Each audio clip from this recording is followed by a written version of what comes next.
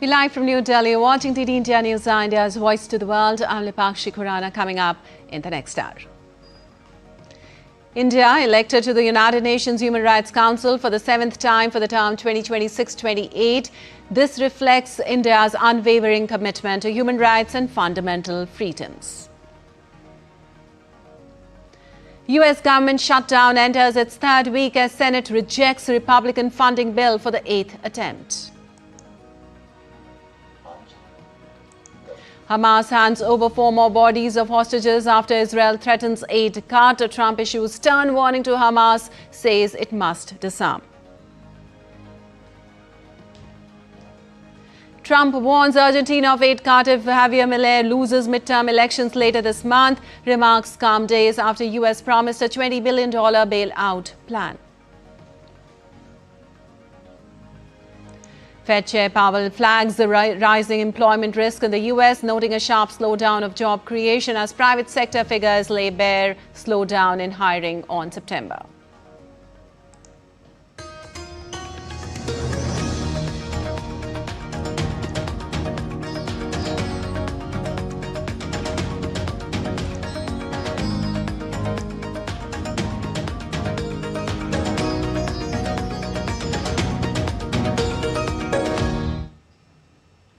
Well, on to the details now. The U.S. Senate on Tuesday rejected a potential funding deal for the 8th time, guaranteeing that the government shutdown that has caused disruptions in services across the country will continue. While U.S. President Donald Trump said his administration planned to produce a list on Friday of Democrat programs that will be closed as a result of the ongoing federal government shutdown. Now, speaking to reporters on Tuesday, Trump promised to use the shutdown as an opportunity to exert more leverage over federal spending.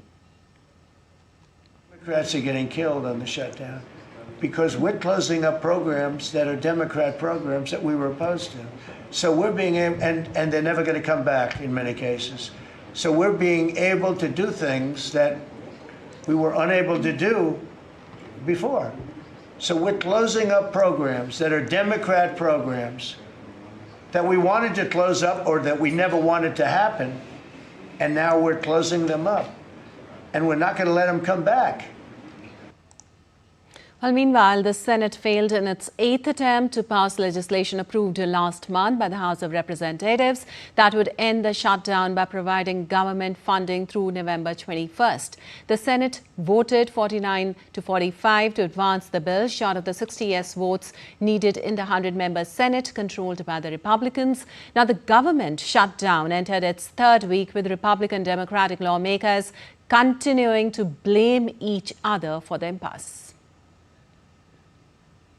And the number of U.S. federal worker layoffs as a result of the government shutdown was revised downward on Tuesday, suggesting the Trump administration's initial statement about sweeping job cuts was too ambitious. The Trump administration has dismissed more than 4,100 employees since 1st of October, the day the U.S. government shutdown began. The Justice Department last week in a separate court filing estimated the figure was at least 4,200. Now, President Donald Trump blamed the cuts on the U.S. government shutdown. The government is closed because Trump and lawmakers have failed to agree on a spending plan for federal agencies. Also, Trump is trying to pressure Democrats into accepting his spending plan by firing federal workers and cutting programs he says Democrats favor. And TD India's Akshay Dongre joins us live for more on this. Well, Akshay, what in your assessment is the current situation in the United States as the government shutdown extends into its third week now? Well, the situation remains quite complicated, Lipakshi, because, even at this point in time when we are seeing, thousands of people being laid off, salaries of many not being paid on time, especially the federal workers, the situation is, far from being resolved because, as we are reporting, the Senate has once again turned down the Republican bill as far as the budget and the spending is concerned in different areas of the government, especially the federal government. So, instead of coming down to the dialogue table, discussing things and trying to clear this impasse, what we are seeing is that both of the sides are doubling down as far as their pressure tactics are concerned. The Democrats have clearly demarcated a line which they're not willing to cross as far as the healthcare is concerned. Other kind of federal spending cuts involved as far as the social security schemes are concerned, whereas the Republicans are calling for sweeping changes and pressuring the Democrat government into accepting their demands, or else they are threatening the Democrat-ruled states with more spending cuts as well as more firings that the Republicans, especially with the Donald Trump administration, thinking that that may force the Democrats to change their stance. All right. Also, Akshay, it's clear that the Republicans and the Democrats have major disagreements over the health care. But are there other areas where the differences are becoming more evident? Well, there are a range of issues and range of areas, including the immigration issue. As far as the H-1B visa is concerned, they have differences in that. Education, spending on social security schemes. So all of these areas are quite important, where the two sides do not have similar views, and that is perhaps what is causing a lot of friction as well.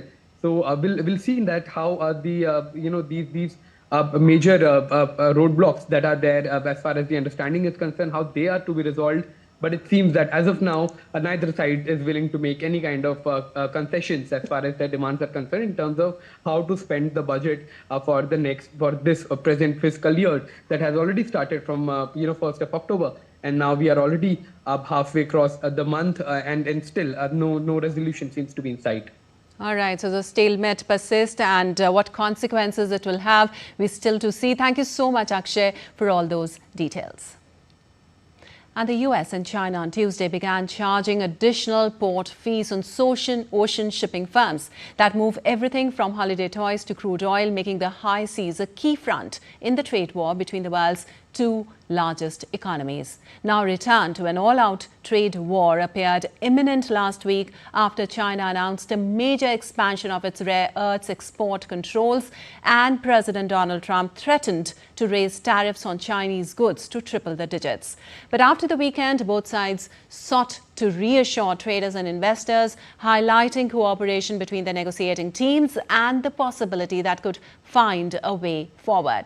Also, China said it had started to collect the special charges on US-owned, operated, built or flagged vessels, but clarified that Chinese-built ships would be exempted from the levies. Similar to the US plan, the new China-imposed fees would be collected at the first port of entry on a single voyage or for the first 5 voyages within a year.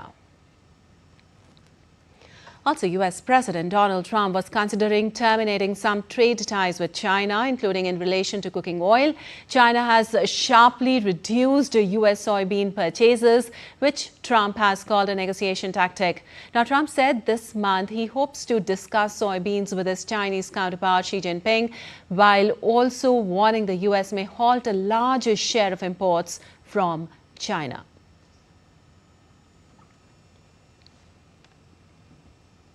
And amid rising tensions, President Trump and U.S. Treasury Secretary Scott Bessent struck a hopeful tone ahead of upcoming trade talks, raising cautious optimism that Washington and Beijing can steer their rivalry towards a dialogue. Here's more in this report.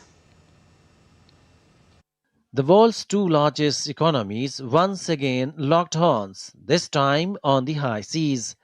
The United States and China have begun imposing additional port fees on ocean shipping firms, targeting vessels that carry everything from crude oil to consumer goods.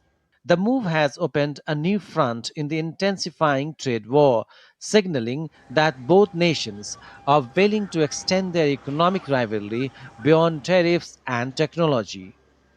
The escalation follows Beijing's decision to expand export controls on rare earth elements, a critical component for global industries ranging from electronics to defense. I can tell you it was highly inappropriate for them to announce these export controls on the day that the peace deal was announced and overshadow that.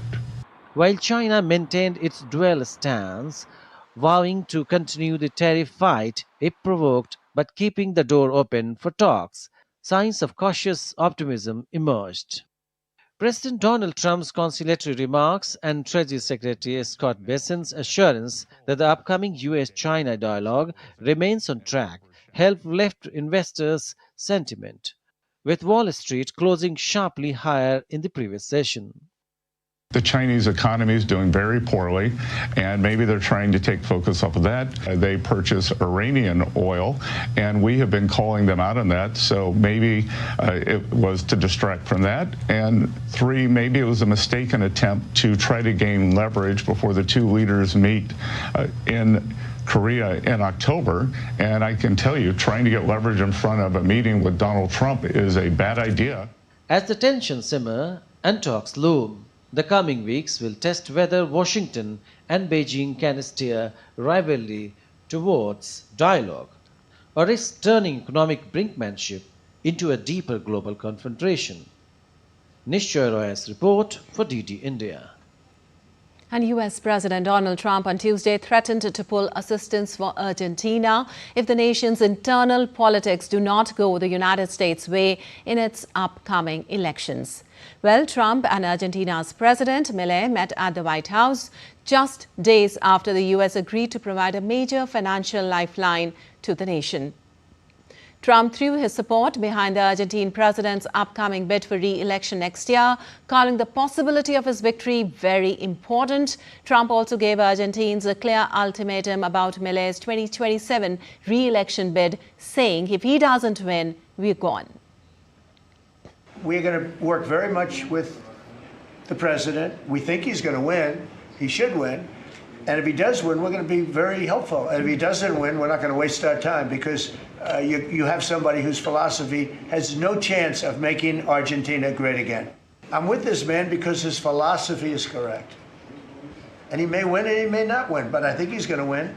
And if he wins, we're staying with him. And if he doesn't win, we're gone. Well, Trump endorsed Javier Milei in a social media post after their meeting and praised Milei, calling him a great leader. Meanwhile, Milei said he was honored to visit the White House and praised Trump's peacekeeping efforts in the Middle East.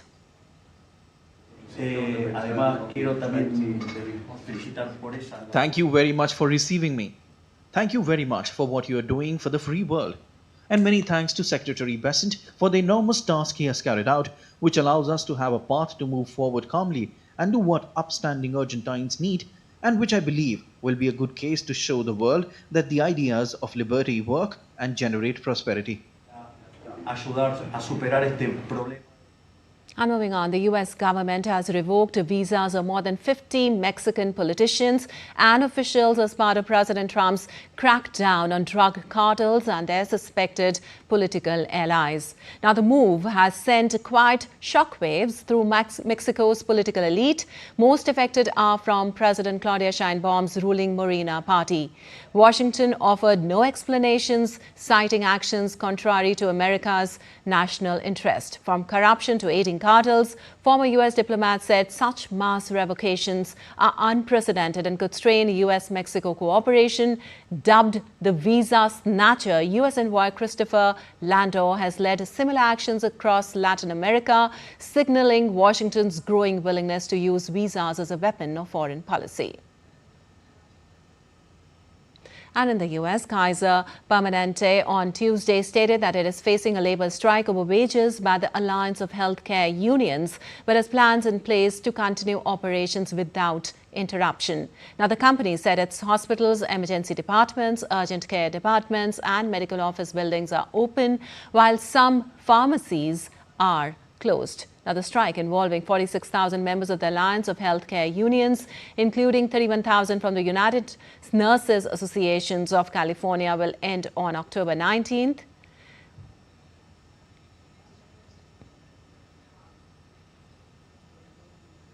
And President Donald Trump awarded the Presidential Medal of Freedom, the nation's highest civilian honor, to slain late activist Charlie Kirk, a prominent voice in the conservative movement before his assassination last month. Now, since his death, Trump has called Kirk a martyr for American freedom and vowed at his memorial service to carry on his work. Kirk was shot on September 10th while speaking at an event at Utah Valley University, a killing that shocked the nation and reignited debates over political violence. Also, officials have found no evidence that the suspect in Kirk's shooting acted in concert with any group. And still to come on DD India News Hour. UN warns that minors now make up nearly half of Haiti's armed gangs. New Peruvian president swears in top cabinet members. And Madagascar is in political turmoil as the military seizes control.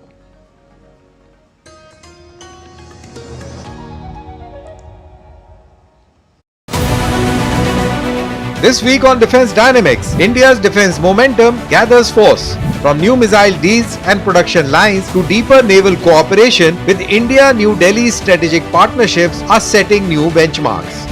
Meanwhile, a Chinese move that could disrupt global defence supply chains, raising fresh concerns amongst major powers. Plus, Pakistan's growing unease as India-Afghanistan ties move towards a new phase of cooperation and trust. Catch it all this Wednesday at 8 p.m. IST only on DD India.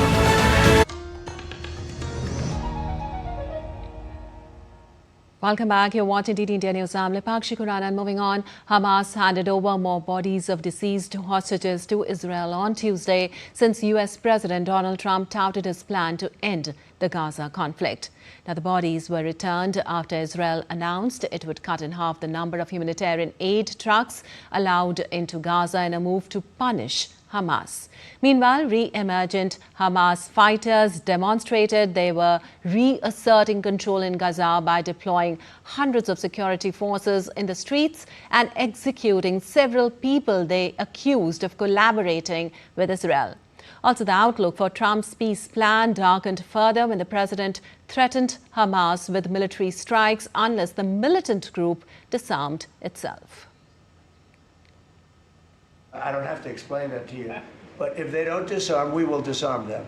They know I'm not playing games. Okay? Now, we did something monumental. We got the hostages back. That was the first thing we had to do. Above all else, get the hostages back. Now, they misrepresented because we were told they had 26, 24 of dead hostages, if we can use those terms. And it seems as though they don't have that. Well, after Israel-Hamas ceasefire agreement, rebuilding Gaza is a monumental task due to the unprecedented scale of destruction and immense political, financial and logistical challenges.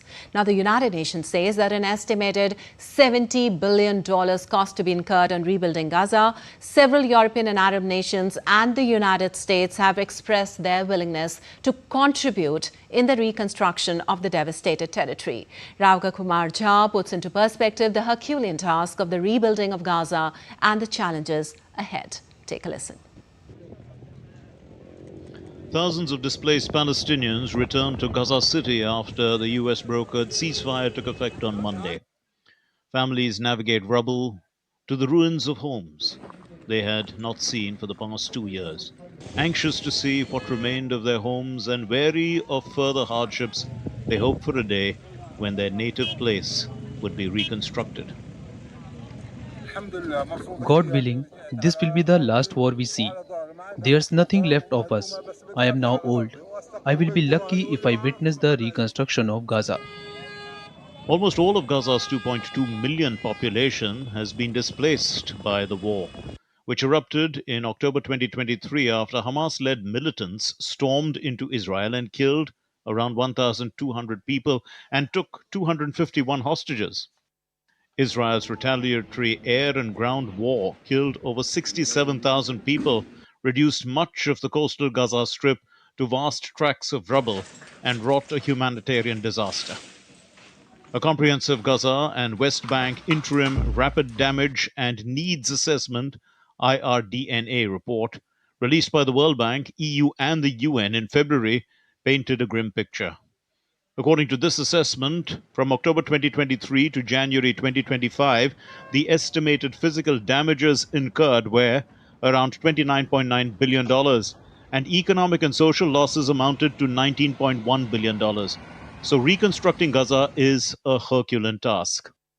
UNDP says an estimated $70 billion cost to be incurred on rebuilding Gaza, and European and Arab nations and the US appear willing to contribute to the estimated cost. We've heard very positive news from a number of our partners, including European partners, the European Union, Canada, for instance, as well. The Germans have indicated some funding. And as I mentioned yesterday, there were also discussions with the United States in terms of their interest to support the early recovery and humanitarian efforts as well. Gulf states, Saudi Arabia, UAE, and Qatar have pledged $15 to $20 billion. Egypt and Jordan have promised to fund $3 to $5 billion. United States has pledged to give $1 to $2 billion. European Union and UK have pledged to give $5 to $8 billion. The United Nations World Bank have promised to fund $5 to $10 billion. Besides, the private sector has promised an investment of $5 to $10 billion in Gaza. It is estimated that clearing the massive amount of rubble, as much as 55 million tons, could take 15 years alone. This process is made more difficult and dangerous by the presence of unexploded ordnances and human remains. Numerous and conflicting proposals for the reconstruction of Gaza are being developed by various international parties, including the United States Arab League and the United Nations. But the path to implementation remains complex due to ongoing disagreements over security, governance, and the role of Hamas. Raghav Kumar Jha's report for DD India.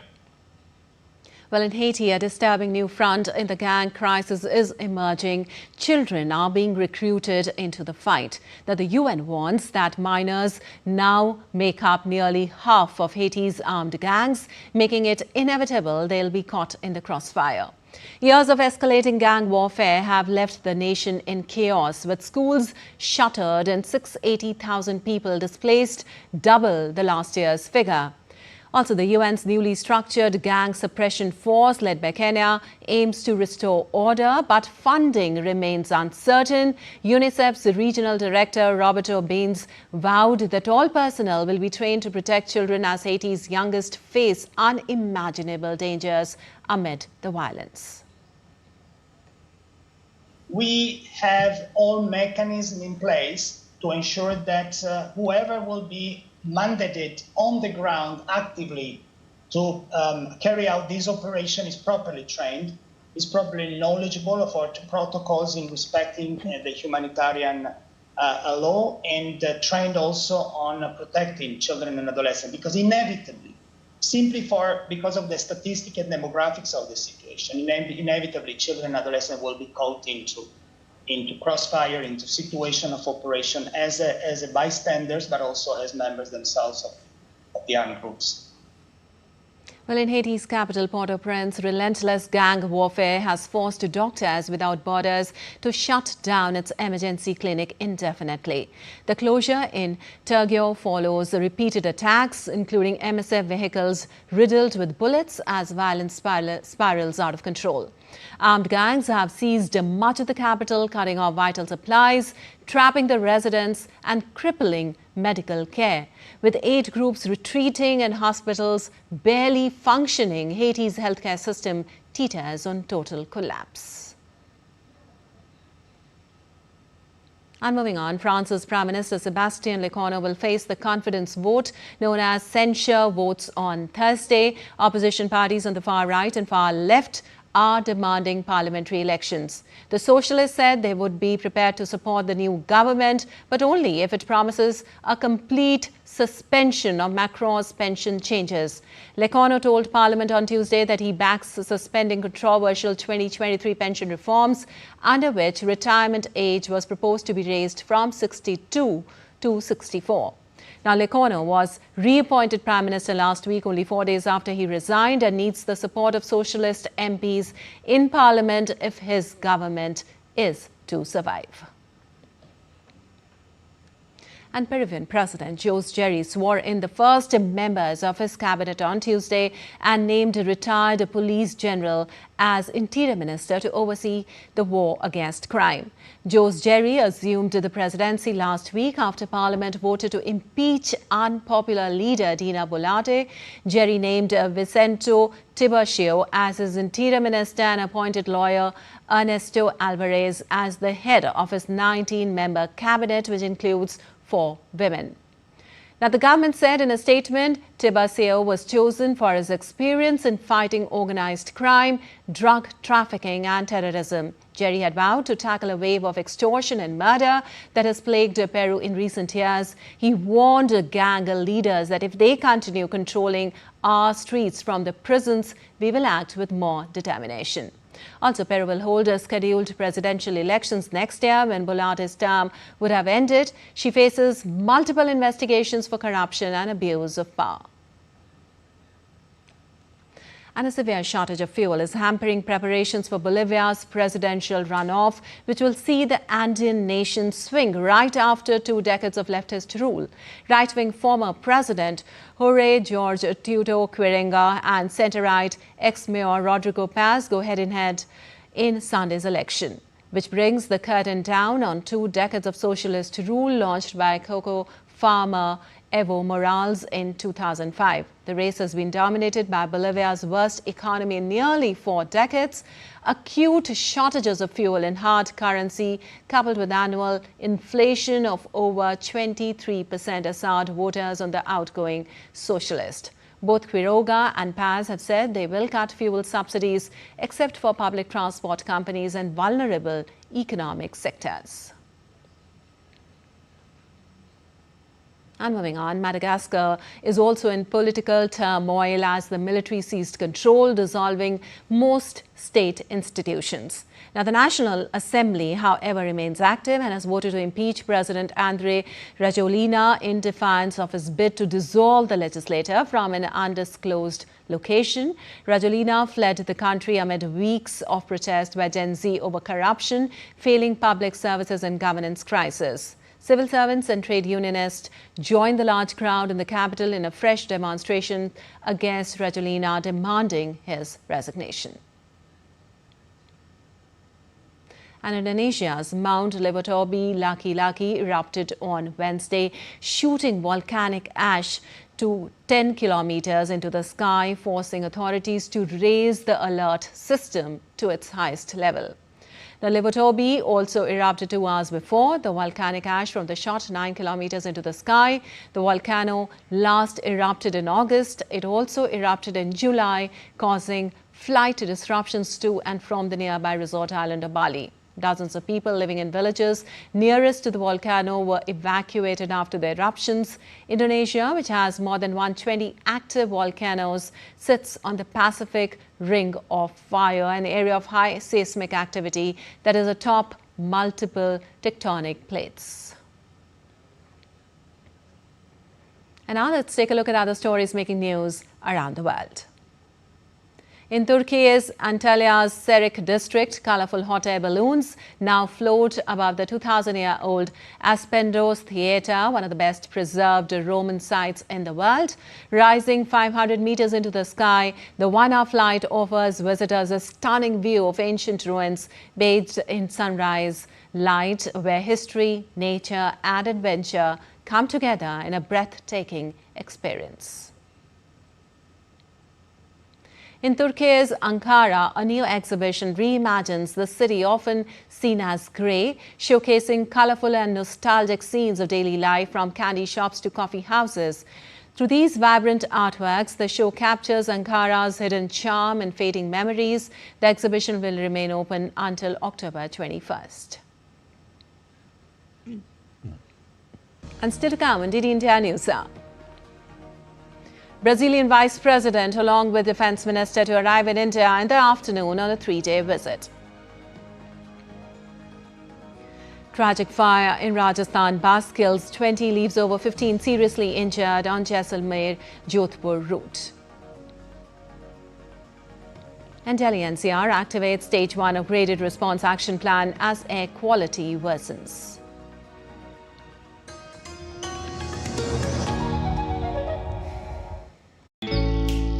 Jharkhand will mesmerize you with majestic nature, rich heritage and colorful culture. Hello.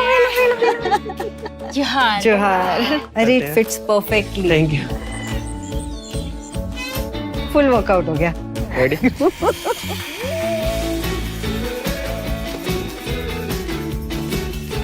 Postcards from Jharkhand on National Geographic. Welcome back. You're watching DD India News. I'm Lipakshi Khurana, and time now for a quick recap of the headlines. India elected to the United Nations Human Rights Council for the 7th time for the term 2026 to 28. This reflects India's unwavering commitment to human rights and fundamental freedom.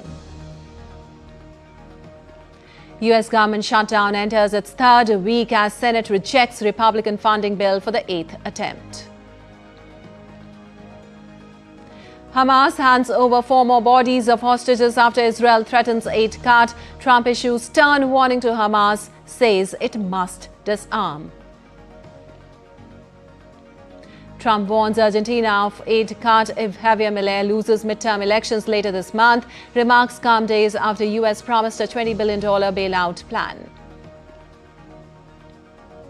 Fed Chair Powell flags the rising employment risk in the US, noting a sharp slowdown of job creation as private sector figures lay bare slowdown in hiring in September. And moving on, India was elected to the United Nations Human Rights Council for the term 2026 to 28 for the 7th time today. India is among the 14 countries elected to serve on the Geneva-based UN Human Rights Council. Now, India, Angola, Egypt, Mauritius, South Africa, Iraq, Pakistan, Vietnam, Estonia, Slovenia, Chile, Ecuador, Italy, United Kingdom of Great Britain and Northern Ireland were elected to 3-year terms beginning on January 1st. The 47-member council can discuss human rights issues and adopt non-binding resolutions on abuses when it chooses.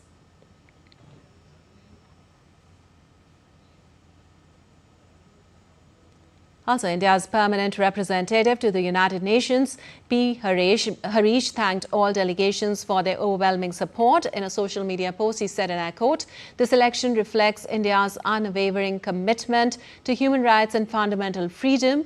We look forward to serve this objective during our tenure," unquote. And Brazilian Vice President Geraldo Alckmin, along with Defense Minister Jose Monteiro Filho, will arrive in India in the afternoon on a 3-day visit. Defense Minister Rajnath Singh will hold a meeting with the visiting leaders. In a statement, the Defense Ministry said that the leaders will review the entire range of multifaceted relations in the field of defense between the two countries. Also, the leaders will exchange views on areas of mutual interest covering military to military and defense industrial cooperation.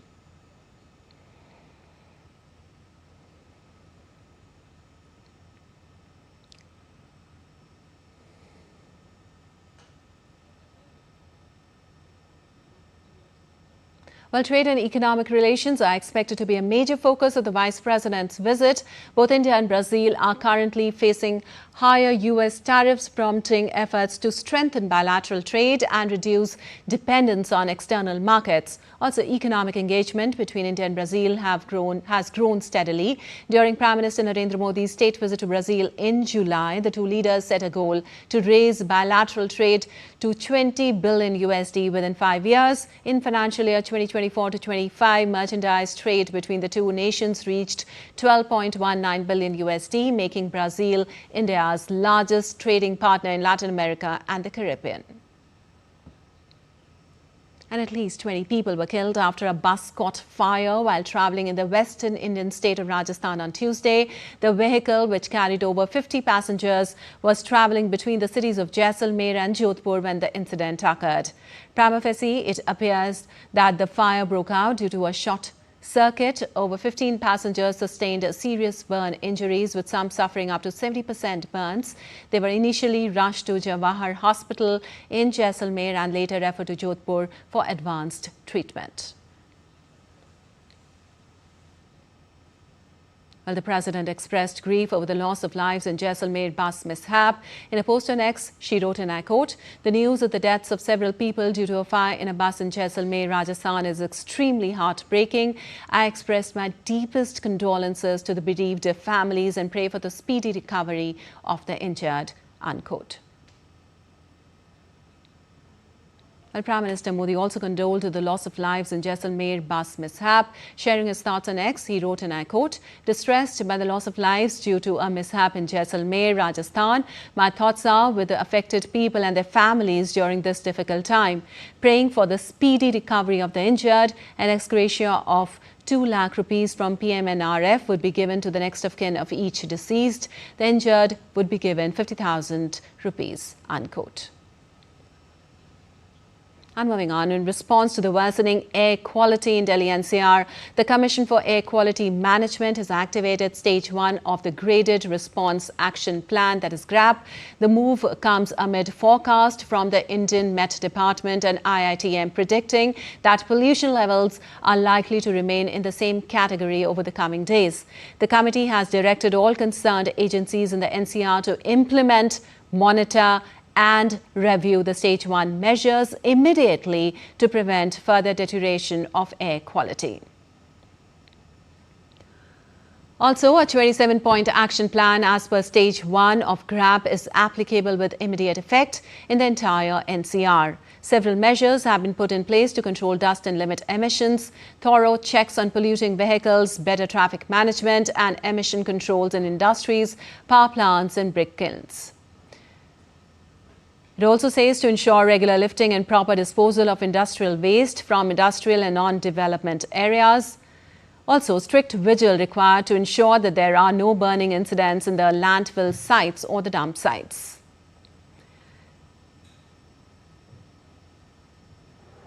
It also says it is important to ensure that diesel generator sets are not used as regular source of power supply. Vehicles causing pollution may be fined or impounded also. Well, traffic control measures include deployment of police at major intersections with instruction for drivers to switch off engines at the red lights. Also, strictly enforced are the NGT and SC's order on overaged diesel petrol vehicles and as per extant statutes. And now let's understand what is GRAP. Now, the Graded Response Action Plan is a framework of stratified measures and guidelines designed to combat rising air pollution in Delhi NCR. The AQI scale under GRAP has 5 categories: good, satisfactory, moderate, poor and very poor.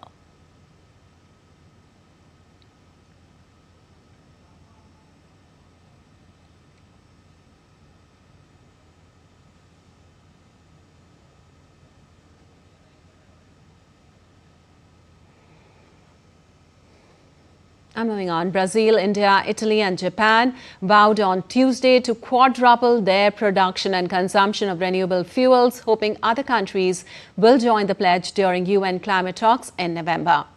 Well, Brazilian Foreign Ministry official João Marcos Paes Leme said that he hopes to have a good number of signatories and other European countries are also interested. Paes Leme was speaking on the sidelines of a meeting of representatives from 67 countries in the run-up to COP30 climate talks in the Amazon city of Belém next month. The pledge involves quadrupling the production of sustainable fuels such as biofuels, hydrogen and some synthetic fuels by the year 2035 compared to 2024 levels. Paes Leme noted that these fuels can be used to replace planet-harming fossil fuels in sectors such as aviation, maritime transport or the cement and steel industries. And India's Minister of State for External Affairs and Environment, Forest and Climate Change, Kirtivardhan Singh, is in Kampala to attend the 19th ministerial meeting of the non-aligned movement. Kirtivardhan Singh will be leading the Indian delegation for the 2-day midterm ministerial of the non-aligned movement being held in Kampala, Uganda. India is a founding member of the movement, which brings together 121 developing countries on a platform of historical significance. India remains committed to the principles and values of the movement. Also, MOS is expected to meet with the Ugandan leadership and counterparts from NAM member states. And India resumes all categories of international postal services to the United States from today, ending a nearly 2-month suspension triggered by changes in U.S. custom regulations.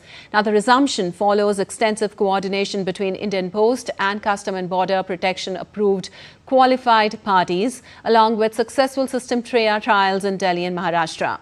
Under the new arrangement, all applicable import duties on parcels sent to the US will be collected upfront in India and remitted directly to CBP through these qualified parties. This resumption marks a major milestone in strengthening India's international postal and export logistics network and reflects India's post-growing role in supporting the government's vision of inclusive, export-driven economic growth.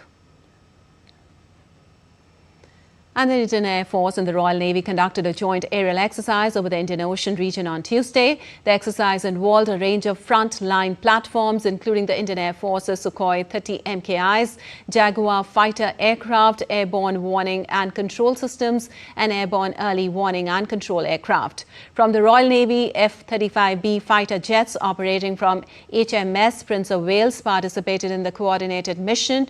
The training strengthened interoperability, mutual trust, and collective commitment to regional stability. And India remembers one of its most admired scientists, educators and former President Dr. APJ Abdul Kalam on his birth anniversary. The day is marked as a tribute not only to his achievements in science and public service, but also to his lifelong commitment to inspiring and guiding the students.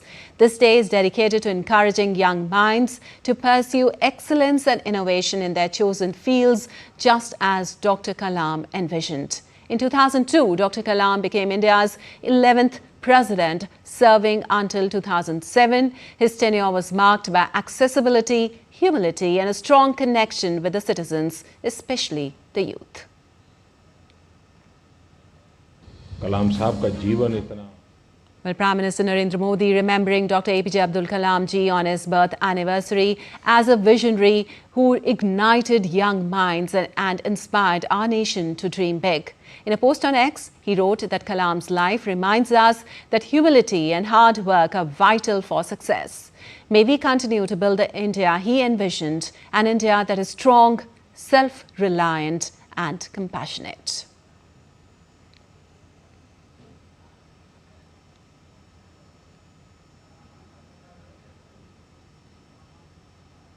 And now let's take a look at other stories making news today. Haryana's Chief Minister Nayab Singh Saini flagged off 10 electric city buses on Tuesday, launching an eco-friendly transport service for Haryana's historical town of Kurukshetra. The service will be free until Diwali and will run on multiple city routes. CM Saini said the zero-pollution buses will support events like the Geeta Mahotsav and Solar Eclipse Fair. Ayodhya is glowing with festive spirit as preparation for Deepotsav 2025 and the Diwali festival are in full swing. Streets, temples and public spaces shrined with decorative light displays. With rising anticipation, the city is ready to celebrate Lord Rama's return in a grand devotional spirit. Migratory birds have flocked to Vellode Bird Sanctuary, Tamil Nadu, attracting tourists eager to see a variety of aquatic birds in their natural habitat. The migratory birds usually arrive at the sanctuary between October and December, turning the sanctuary into a vibrant hotspot for bird watchers and nature lovers during this seasonal influx.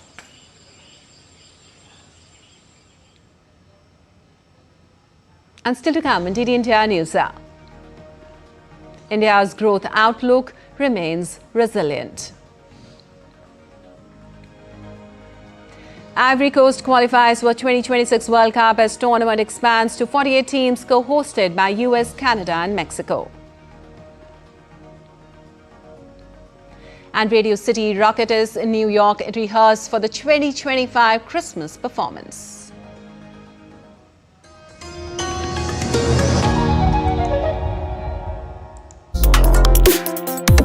Complex issues, hidden agendas, twists and turns, strategic games.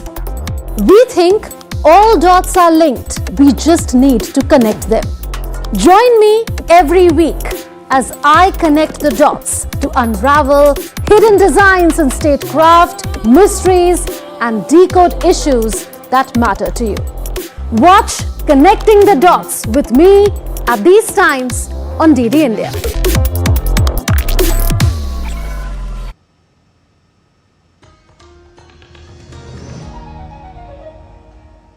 Welcome back. You're watching DD India News. I'm Lipakshi Khurana, and on to some business news now. Federal Reserve Chair Jerome Powell on Tuesday said that the U.S. economy may be on a firmer footing, but warns the job market remains fragile. Speaking at a business economics conference in Philadelphia, Powell described a growing tension. Economic growth appears stronger, yet hiring has stalled. With official data disrupted by the government shutdown, the Fed plans to decide on future rate cuts meeting by meeting. Inflation remains above target, but weak employment raises new concerns. Powell emphasized there's no risk-free path as the Fed balances inflation control with job protection. That the outlook for employment and inflation does not appear to have changed much since our September meeting 4 weeks ago. There is no risk-free path for policy as we navigate the tension between our employment and inflation goals. This challenge was evident in the dispersion of committee participants' projections at the September meeting. And I'll stress again that these projections should be understood as representing a range of potential outcomes whose probabilities evolve as new information informs our meeting-by-meeting approach to policymaking. We'll set policy based on the evolution of the economic outlook and the balance of risks rather than following a predetermined path. Well, the stocks jumped on Wednesday as trade war fears were overshadowed by comments from Federal Reserve boss Jerome Powell that suggested the bank would cut interest rates again this month.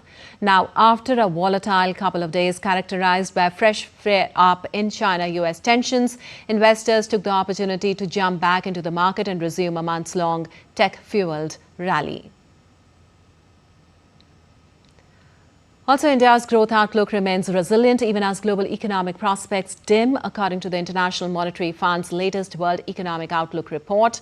The report projects India's financial year 26 growth at 6.6%, revised up by 20 basis points from July's forecast of 6.4%, reflecting a strong Q1 carryover that offsets the impact of increased US tariffs on imports from India.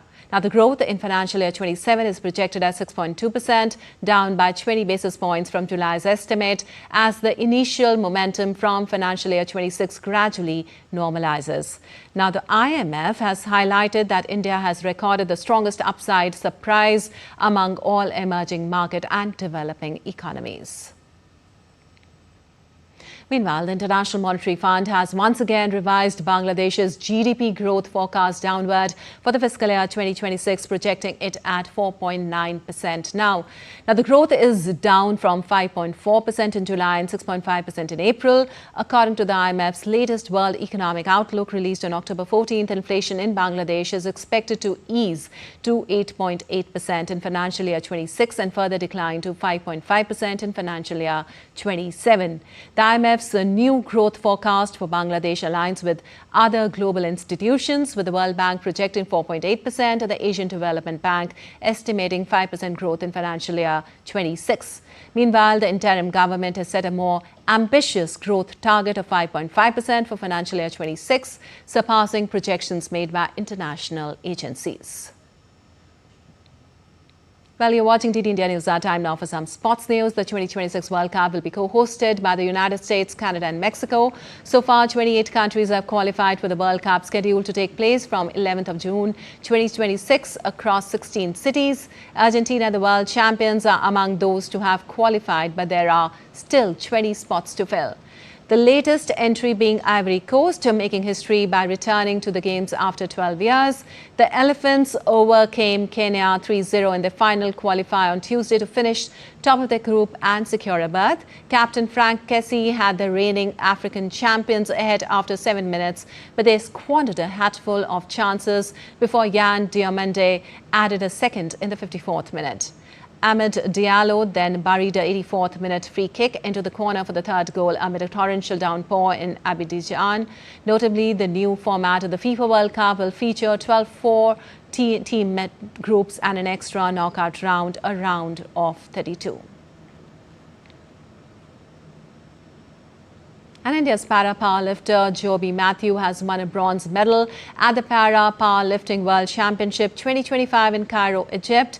Competing in the 65 kg Legend Masters category, Matthew recorded a total lift of 300 kg, successfully lifting 148 kg and 152 kgs. With this, he has surpassed his personal best of 150 kg set just 2 months ago at the Beijing World Cup. This marks Joby Matthews' second World Championship medal, following a bronze medal at Dubai 2023. And the stage is set for maiden DP World India Championships, as some of the biggest names in men's golf got the first feel of the Delhi Golf Club on Tuesday. Shubhankar Sharma and Anirban Lahiri, who have previously won on the DP World Tour, make a return to the Delhi Golf Club after a considerable gap as they tee up at the Indian Championship scheduled to start from Thursday. Featuring a star-studded international field, including Ryder Cup stars Rory McIlroy, Tommy Fleetwood, Victor Hovland and Shane Lowry, alongside homegrown heroes Shubhankar Sharma and Anirban Lahiri, who has also earlier played on the PGA Tour. The tournament marks a new chapter for professional golf in India. It feels great. It'll be a really exciting week. We have obviously Rory McIlroy, who's the reigning Masters champion, Grand Slam winner, and it's historic in our sport. So for him to be in India the same year he won the Masters is truly amazing, and I'm really thankful that DP World made it happen. Tommy Fleetwood is here, who's the leading FedEx Cup champion, and then you have so many host of the Ryder Cup stars, a few Americans who've come, and then the usual top cream of the DP World Tour is here as well. So it's a great tournament. Well, the ICC Women's World Cup match between Sri Lanka and New Zealand was called off due to rain in Colombo on Tuesday. Sri Lanka posted 258 for 6 in their allotted 50 overs as Nilakshi De Silva gave the perfect finish to the innings with a quick-fire innings of 55. Rain then halted play and New Zealand couldn't come out to bat. Both the teams have shared 1 point each. New Zealand women will remain in Colombo for the next fixture against Pakistan women on Saturday, while Sri Lanka women will take on South Africa women on Friday. And the Radio City Rockets rehearse for the 2025 Christmas performance opening November 6 at New York's Radio City Music Hall. This year's show features enhanced choreography and a new immersive sound system with 84 dancers preparing for the high-energy holiday tradition. Take a look.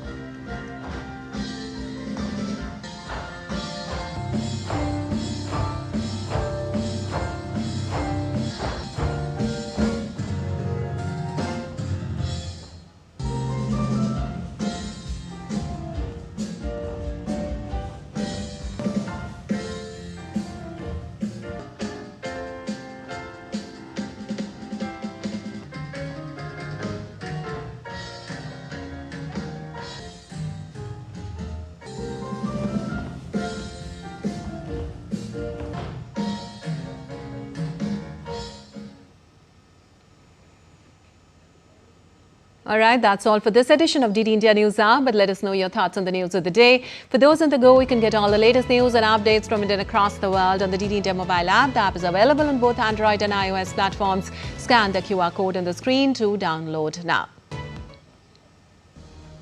We'll be back with more news as it breaks here on DD India. I'm Lipakshi Khurana from all of us here in Delhi. Thanks for watching DD India News Hour.